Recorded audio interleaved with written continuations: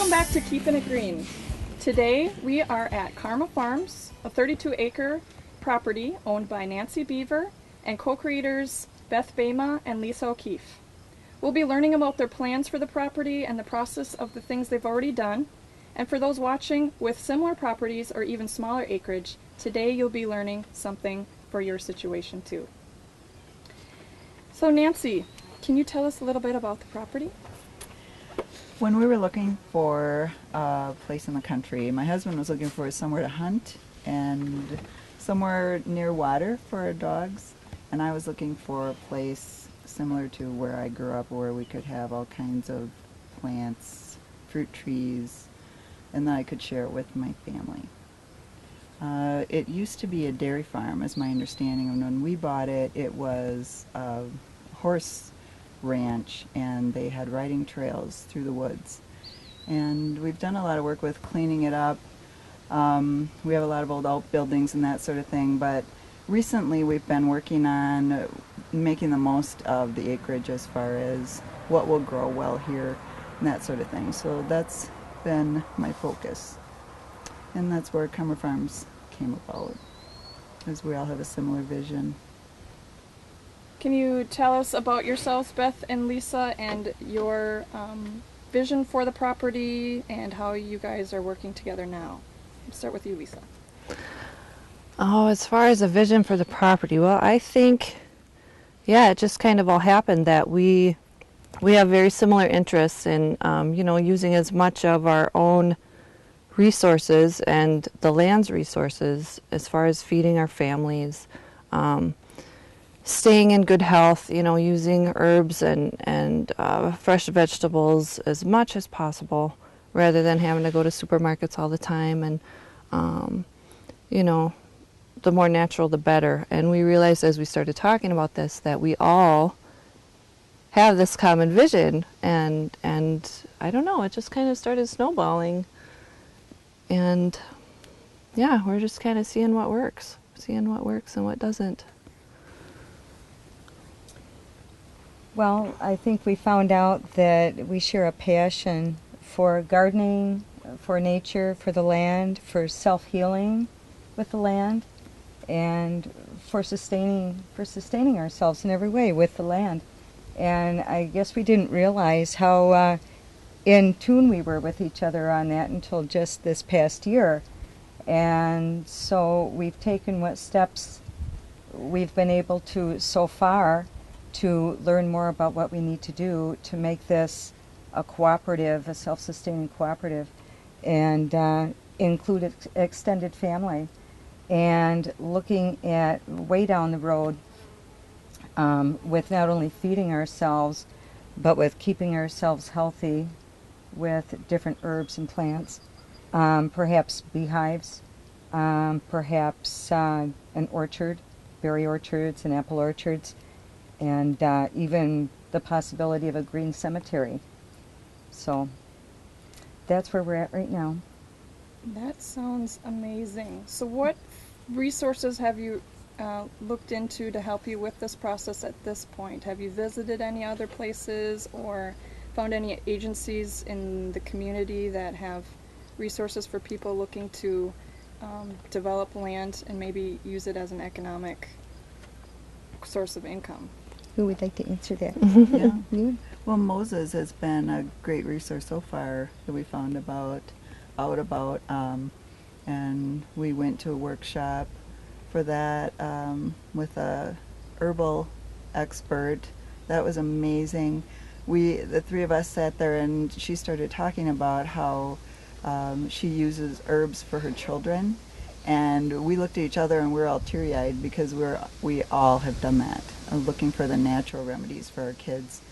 And it's like, wow, we are home. This woman has the same vision, and she is making it work. And it just really solidified our intentions to, we can do this too. There are other workshops that they offer that we're looking into, and each of us are finding out what our real passions are and our place in all of this, and where we want to focus. Mm-hmm.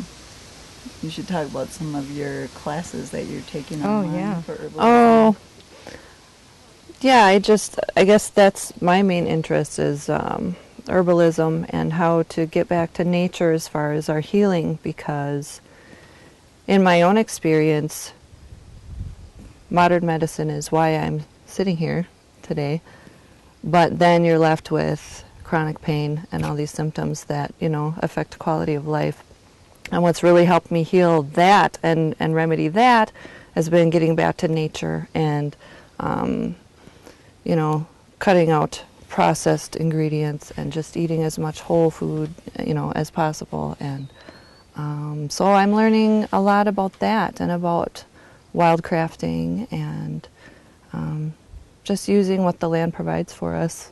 It just feels right. I don't know. It just feels like that's the way it should be. It's all here for us to use, so we should. We were talking earlier, and the name of that farm you visited was Four Elements Herb Farm, and that was in New Freedom, Wisconsin. Mm-hmm.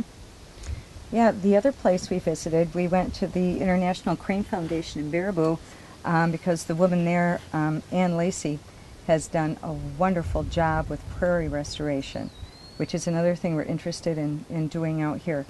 And she was kind enough to take a Sunday afternoon and show us around her land and talk about how she started her prairie, how they maintain it, what they do with invasives. And we learned an awful lot that day. Yeah. And we're looking forward to, that's one of the main things we want to do out here is get some original prairie going out here again.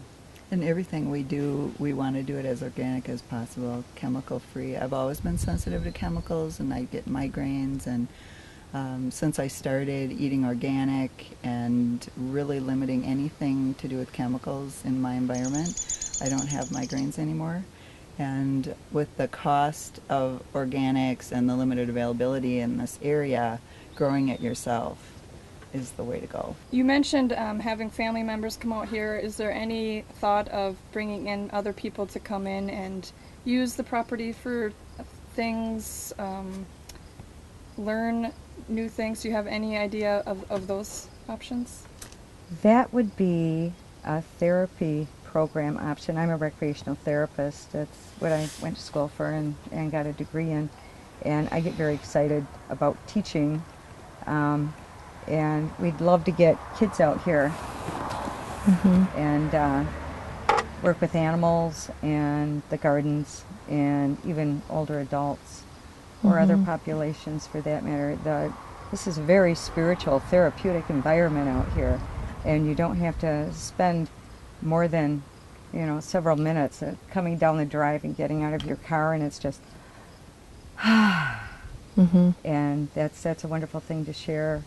And I think in that environment, you learn so much better. Because I've noticed on the property you have wooded areas, you have some water, you have the prairie areas, you have some buildings that are around here, so there's many options, and as I've talked to you, probably too many options, and trying to narrow it down is kind of the process. And I think a lot of the viewers watching have similar properties in similar situations, and it doesn't have to be a 32-acre property.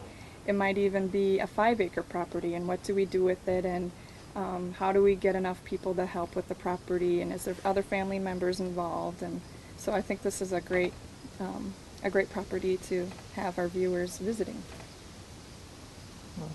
Is there anything else you'd like to say before we move on to the herb gardens, the vegetable gardens, and the rest of the property? I guess our main focus is that we want an environment where we can continue to learn and grow, and where the kids can. I have 10 grandchildren, and it's so fun to have them come out and help plant the garden, and then they get excited when they see the actual fruits of their labor, and we're making meals together and eating the food that they helped grow, and it's just so cool to see them get excited about that rather than going and buying it at the grocery store. They know where it's coming from, that they played a part. And so that's evolving too, as far as we had them picking beans yesterday. Lisa made sumac tea with the kids. Like, wow, this is really neat that we are able to do this stuff off of the land. So it's a real learning experience for all of us. Well, thank you for your time.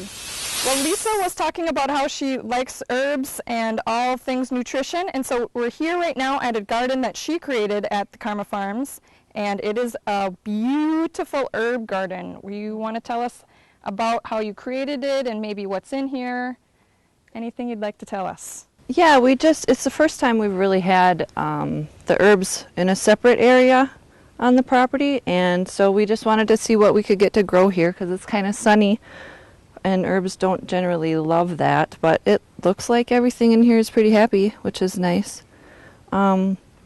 We've got a lot of basil because we all love to cook with basil, and we've got borage here, which I think seems like one of those older type plants that a lot of people now don't have in their gardens like they used to.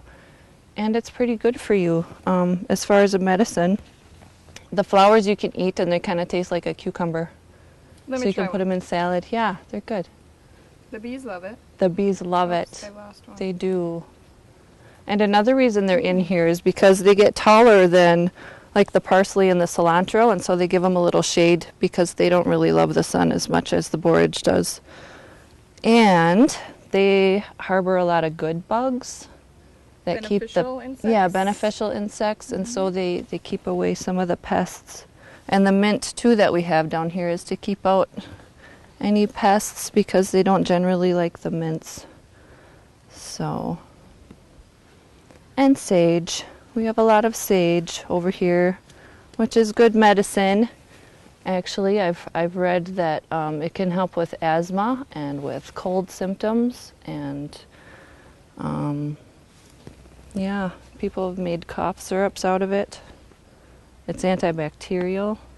So is basil, by the way. A lot of people probably don't know that either, but good medicine, good stuff. Now you can eat the leaves of borage?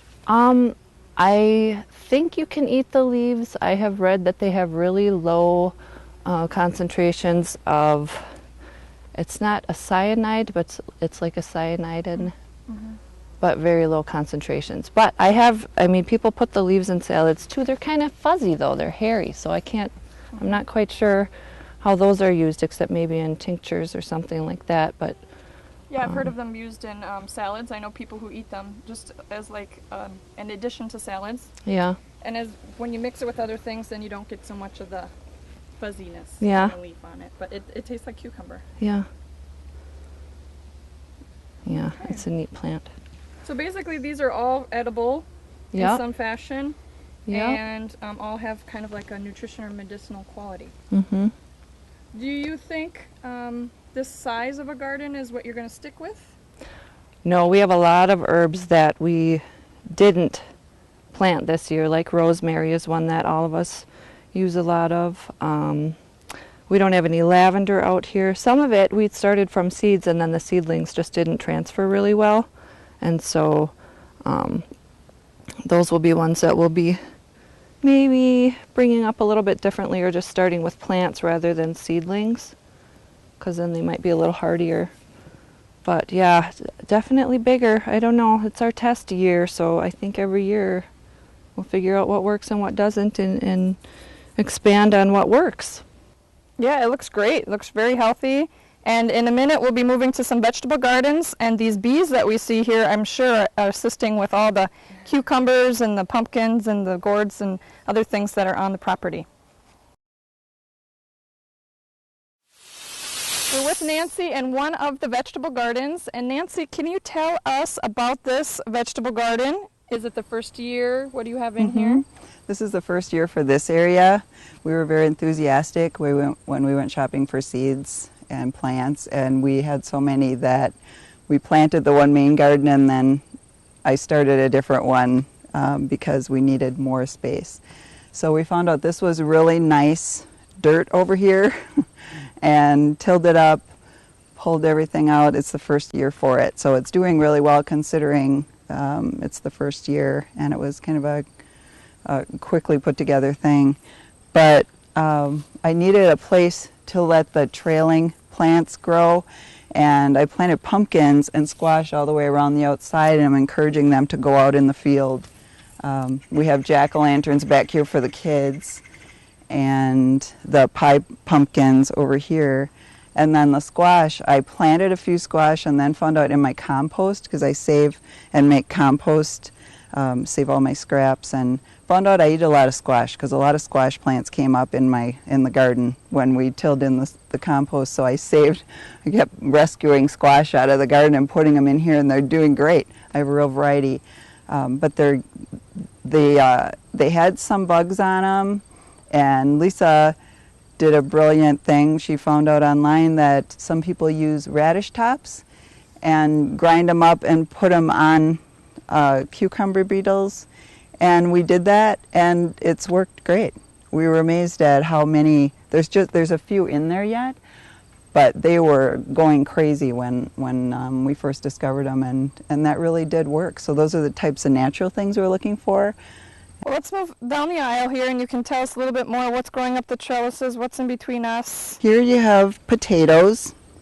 We have a row of red potatoes and white potatoes, and I've never planted potatoes before.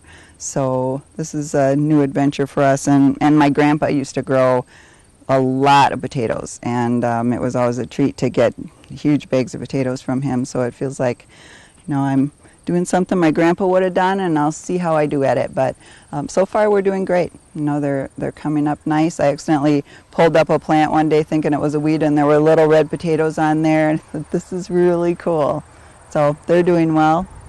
Here we have cucumbers on one side and peas on the other side, and we are using what we have here on the property and what we found, and we're putting up some makeshift trellises to see how that works, and this is doing well. We're getting little cucumbers, and we have some peas, so that's doing great. And then I have beans over here, and they're in between the squash that are doing amazingly. So we're kind of trying to keep everything separated, but as we said, this is kind of our test year. We're seeing what works and learning a lot about things as we go. It's a great idea to have a couple different garden spots and kind of test out what the soil can sustain. Mm-hmm. And you can do soil tests too to find things out, and this is also another one if you're willing to take time to experiment with the land. That's something we haven't done, is soil testing, and that was something I really didn't know a lot about until I heard you talking about it, and say, okay, that's our next step as we're kind of fine-tuning what do we want to focus on here, then what are we testing for, and what can we do with that information. Now we're in one of the second gardens that they have here with Beth. And Beth, can you tell us about this garden and some of the techniques you're using? Okay. Well, this garden's been expanded quite a bit since last year. The three of us are pooling our previous experience that we've had with vegetable gardens. Some of us knew more about one thing than the other, vice versa. And so we're kind of teaching each other. We've also planted some things that none of us have ever grown before. So like we've been saying this whole year, this first year here is a big experiment. We're learning an awful lot. So far this year we've learned a lot about companion planting or beneficial plants that help each other in different ways with not only what they are, but what they're placed next to. We've got some marigolds out here that repel certain bugs. We've got a plant that I have no experience with. I was kind of excited about it, called Bunny Be Gone. It's back in the corner here, and that's worked so far. And other things that we've planted specifically next to each other. The garlic and the onions are doing a very certain job exactly where they are back there. Bugs are the big challenge when you're going organic. So that's what we've really been focusing on this year and looking at what types of things we can do naturally so that we don't have to get out the poisons on anything. And everything in here looks actually fairly pest-free to me. I really don't see a lot. We're doing pretty well. Things look real healthy. Like I say, we're learning, and I'm sure it'll be a learning process for a long time to come.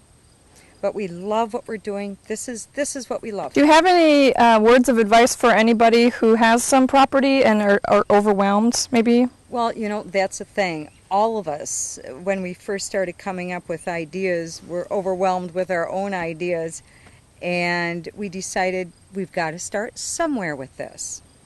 And the vision is, 15 years down the road, to where maybe it's even, what our original vision was. But boy, you got to start somewhere. And this garden is not real big, but boy, we're learning a lot from it. Next year it'll be a little bit bigger, and we'll try new things next year.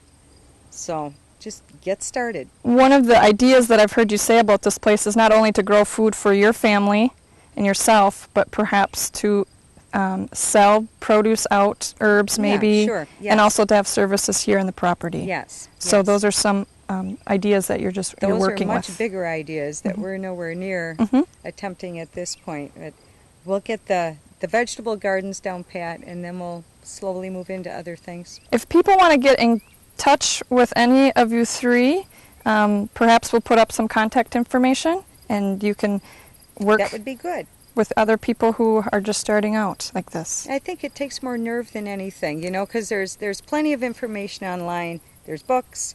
It's just the nerve to get started with something. Take that first step.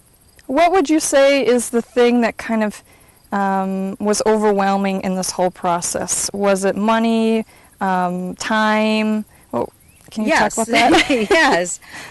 Money is always the thing. As we start small, we're going to keep trying to bring up from the bottom by supplementing the things that we're growing to do more, or the services that we're offering to build more here. Time is always an issue. Gardens take a lot of time, and especially when you're doing it organic, it takes more effort and it takes more time. And so far this year, we really don't have any, it's all hand tools. Next year, hopefully we'll have a tractor. That's a goal for next year. And it'll make it a lot easier, and time will give us the opportunity to do things on a bigger scale too. But time and the labor, yeah, and we're happy to have each other, the three of us, and somewhere along the line I know we'll have others that will join us too. Well, thank you for having us here today. Well, thank you so much. This was so much fun.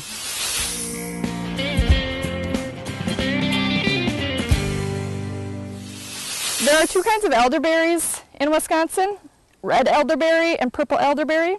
This happens to be the purple elderberry, and that's the one you can eat and make jams out of, make syrups out of. And you know you have a purple elderberry if it's growing in a moist area. They like to have their soils moist. And they flower towards the end of summer. The red elderberries actually flower very early in the summer, almost spring, and they're done already. So purple elderberries are later in the season, and their berries, when ripe, look purple to black. And as you can imagine, the red elderberries are red. And again, they are in the springtime. We're standing in the field right now with Lisa, and we're going to talk a little bit about wildcrafting, a term she used earlier in the show.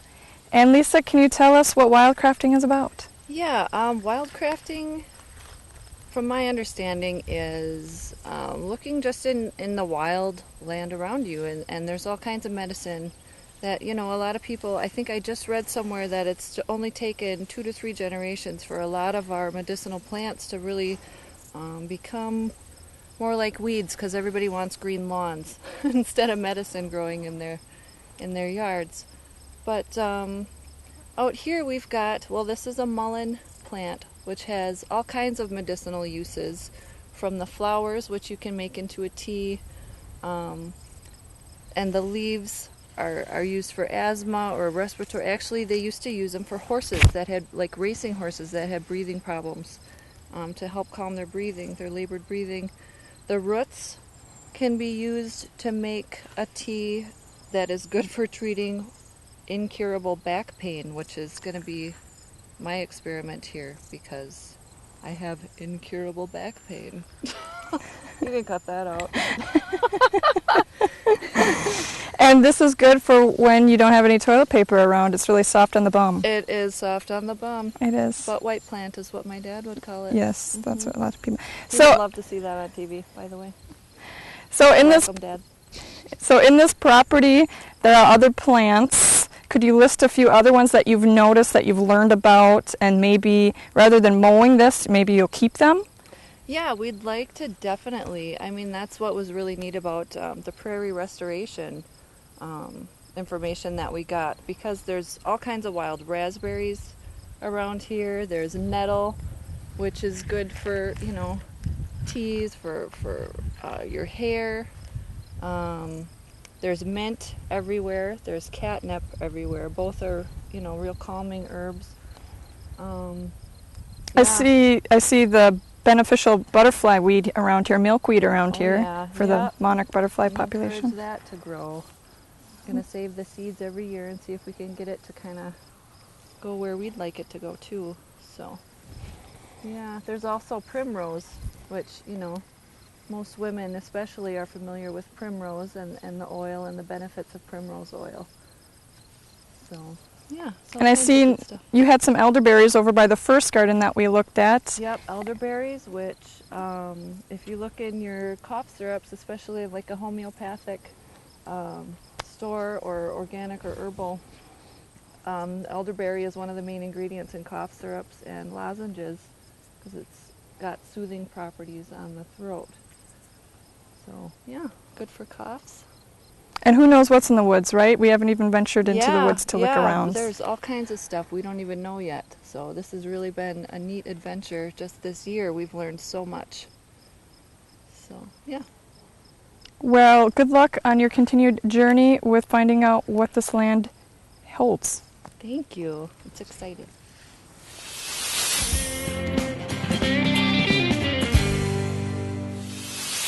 It's quiz time.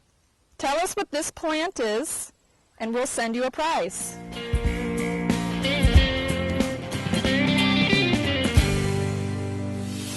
Thank you for joining us today on Keeping It Green. I hope you enjoyed the venture at Karma Farms with Nancy, Lisa, and Beth. I think the one word that I can use to sum up this whole visit is courage. These women have taken the courage to go forth in their dreams and just look into their vision. Please join us next time on Keeping It Green. Chippewa Valley Community Television is made possible by continuing community support. If you would like to volunteer or make a donation, you can contact us by calling 715-839-5067 or on the web at www.cbctv.org.